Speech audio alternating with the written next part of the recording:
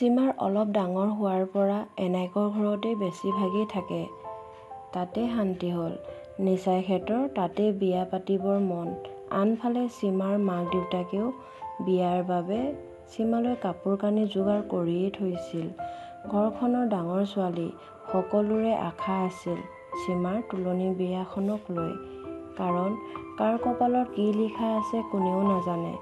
ডাঙৰ হৈ লোকৰ ঘৰলৈ নিজে পচন্দ কৰি পলাইও যাব পাৰে। সেয়েহে তুলনি বিয়াখনৰ বাবে সকলোৱে চিন্তা কৰে।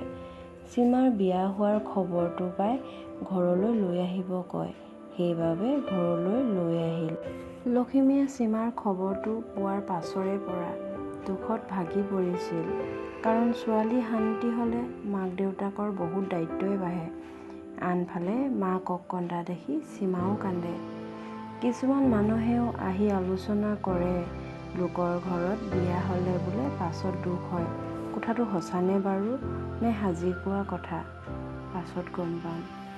সীমাৰ বিয়াখনক লৈ ককাকেও বহুত আশাই কৰিছিল। কিন্তু নাপালে।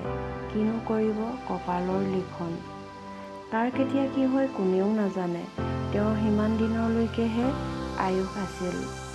আনফালে সীমাৰ পুথাকেও আগৰ পৰাই কৈ আছিল, মই সীমাৰ বিয়া খাইহে মৰিম দেই।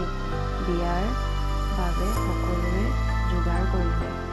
পৰিয়ালৰ মানুহবোৰেও এপদ এপদকৈ খানাৰ বাবে বস্তু দি সহায় কৰিছিল। পুথাকে খেতি কৰে। সেইবাবে বিয়াত শাক পাচলি সকলোখিনি তেওঁৱে দিছিল। কিছুমান কিনিও দিছিল। সীমাহঁতৰ পুথাকে মাকৰ লগত যৌতুকত কাঠৰ বস্তুবোৰ দিব পৰা নাছিল। কাঁহৰ বস্তুবোৰহে দিব পাৰিছিল। কাৰণ তেওঁ খেতিহে কৰিছিল ধানৰ আৰু শাক পাচলিৰ। তাতে সীমাৰ নিচাইহঁতো পঢ়িয়ে আছিল। তেতিয়া চাকৰি কৰা নাছিল, পাছতহে পাইছিল। লখিমীয়ে সৰুতেই পলাই বিয়া হৈছিল। সেইবাবে পুথাকে দুখত প্ৰতিজ্ঞা খাইছিল মৰালৈকে লখিমী ঘৰত এসাঁজ ভাতো নাখাওঁ বুলি। সঁচাকৈয়ে সীমাৰ বিয়াখনলৈ আহিছিল।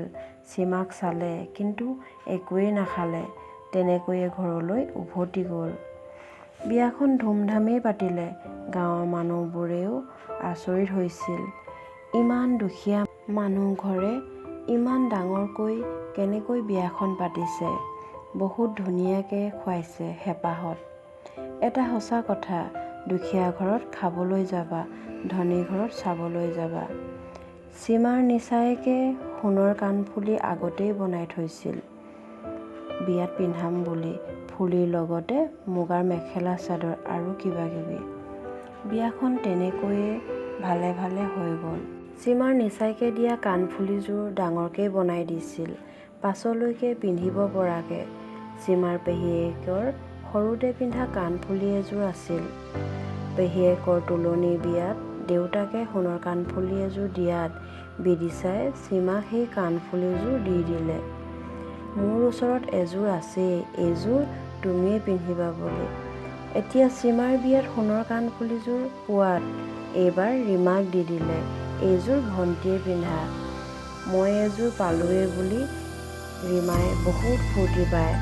সোণৰ কাণফুলি পিন্ধিব পায়। পাছদিনা স্কুলৰ লগৰ ছোৱালীবোৰক দেখাই ফুৰেগৈ। বিদিচা, সীমা, ৰন্টু আৰু ৰীমা আটাইকেইটা বহুত মিলাই থাকে। বিদিচাক পেহীয়েক বুলি ক'লে নাচাজেই। গাঁৱৰ মানুহবোৰেহে পেহীয়েক বুলি জানে, আনবোৰে নাভাবে, ক'লেও বিশ্বাস নকৰে। কাৰণ সীমাতকৈ ৪-৫ বছৰমানহে ডাঙৰ হ'ব। আটাইকেইটা ডাঙৰ হ'লত সমান হৈয়ে পৰিল। বিদিচাই সিহঁতক বহুত শাসন কৰে। আটাইকেইটাই পেহীয়েকলৈ ভয়ো কৰে।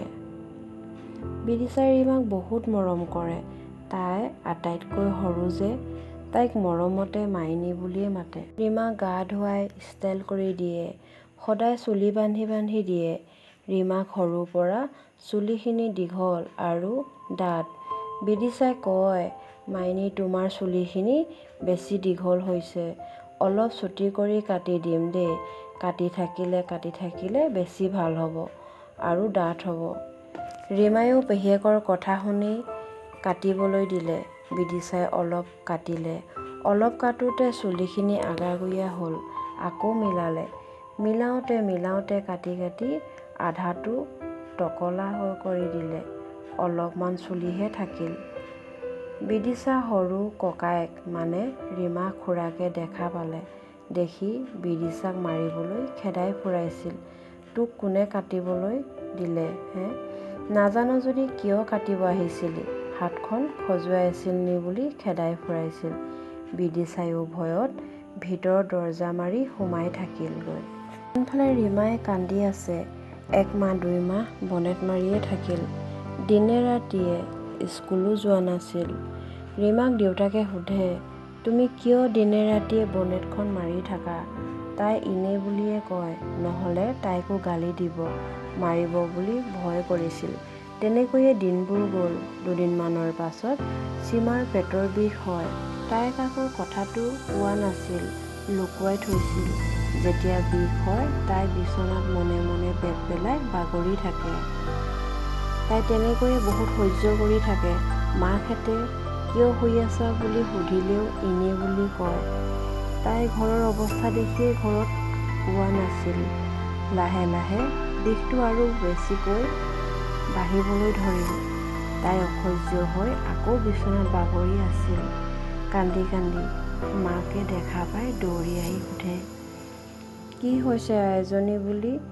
তাই কান্দি কয়, পেটটো বহুত বিষাই আছে, মই থাকিবই পৰা নাই। মাকৰ দেখি কি কৰোঁ কলৈ যাওঁ তেনে অৱস্থা। দেউতাকো ঘৰত নাছিল, লোকৰ ঘৰত কাম কৰিব গ'ল। মাকে ৰীমাক দেউতাকক মাতিব বুলি পঠায়।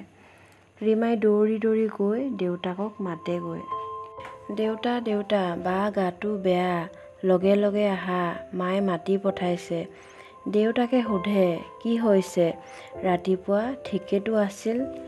ৰীমাই কয়, পেটৰ বিষত বিচনাত বাগৰি আছে। দেউতাকৰ শুনি খং উঠিছিল।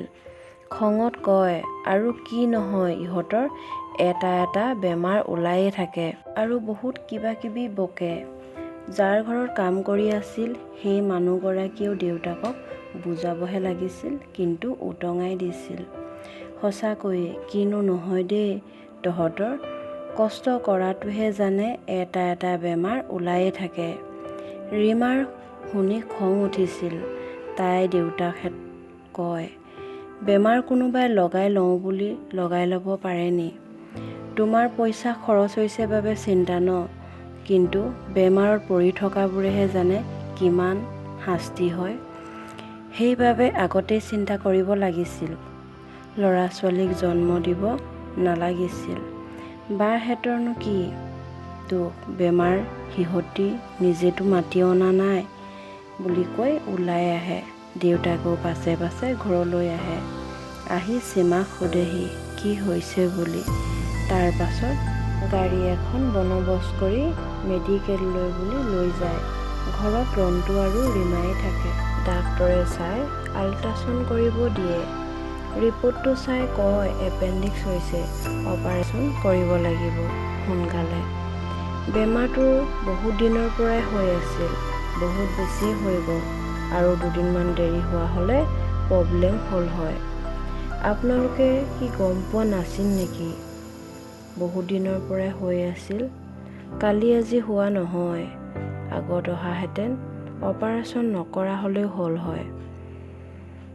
মাকে শুনি আচৰিত হৈ থমকি ৰ'ল আৰু কয়, মই 2-3 দিনমান শুই থকা দেখা পাইছিলোঁ। তাইক তেতিয়াই সোধোঁ, কিয় শুই আছা? গা বেয়া নি? তাই একো হোৱা নাই, এনেই শুই আছোঁ বুলি কয়। ডাক্তৰজনেও সীমাক সোধে, কিয় বেমাৰ হ'লে ঘৰত নোকোৱা? কিয় লুকুৱাই থৈছিলা? এতিয়া তুমি নিজেতো কষ্ট খাই আছা। পেট বিষালে কি কৰা? কেনেকৈ থাকা? তাই কয়, মাক দেউতাৰ অৱস্থা দেখিয়েই নোকোৱাকৈ আছিলোঁ। ডাক্তৰজনৰ আৰু মাক দেউতাকৰ শুনি মনত দুখ লাগিল।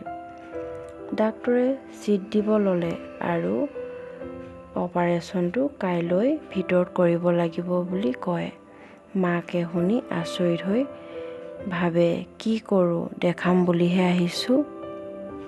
আজি ডাক্তৰক কয়, ছাৰ আমি দেখাবহে আহিছোঁ, পইচাও তেনেকৈ নাই অনা। আজি কাইলৈৰ ভিতৰত অপাৰেশ্যনটো কৰিব নোৱাৰিম। এসপ্তাহৰ পাছত আহিলে হ'বনে? আমি ঘৰত গৈ অলপ পইচা যোগাৰ কৰিব লাগিব। ডাক্তৰে ক'লে বেছি দেৰি নকৰিব, দেৰিটো হ'লেই অলৰেডি, পাছত কিন্তু প্ৰব্লেম হ'ব। বেমাৰ ৰৈ নাথাকে। তাৰ পাছত মাকহঁতে ঘৰলৈ আহিল, পইচা যোগাৰ কৰিব ল'লে। 1 বিঘামান মাটি আছিল, খেতি কৰি খাই আছিল। সেই মাটি বিঘাকে বন্ধকত দিবৰ বাবে মানুহ বিচাৰিলে। দেউতাকে মাটি বিঘা বন্ধকত দিবৰ বাবে মানুহ পাই পইচা যোগাৰ কৰিলে। ৰন্টু আৰু ৰীমাৰ লগত থাকিবলৈ এনায়েক আহিল। সীমাক মেডিকেললৈ নিলে আৰু পাছদিনা অপাৰেশ্যনটো কৰিলে। অপাৰেশ্যন কৰা এসপ্তাহৰ পাছত ঘৰলৈ উভতি আহিল। এনায়েকজনী